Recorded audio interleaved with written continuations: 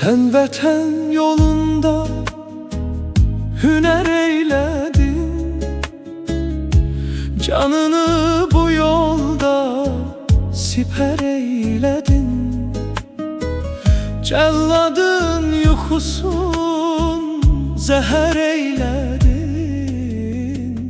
Şərəfli adını tarixə yazdın İbad.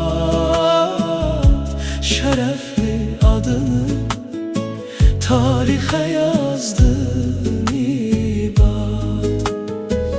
Zirvədən zirvəyə adla ucaldın, düşməni yox etdin, zəfərinin çaldın.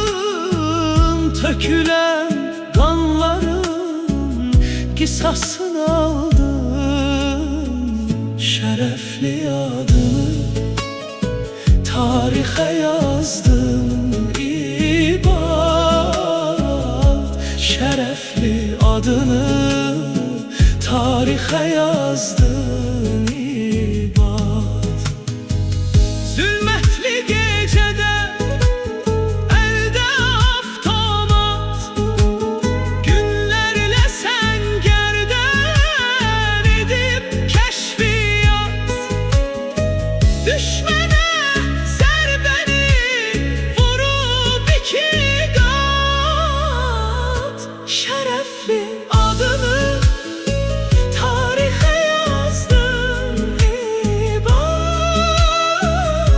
Şərəfli adını tarixə yazdın İbad. Nə soyuq, nə şaxta, boran bilmədin. Nə gecə, nə gündüz bir an bilmədin. Doğruya can attın, yalan bilmədin. Şərəfli adını tarixə yazdın İbad. Şərəfli adını tarixə yazdın İbad.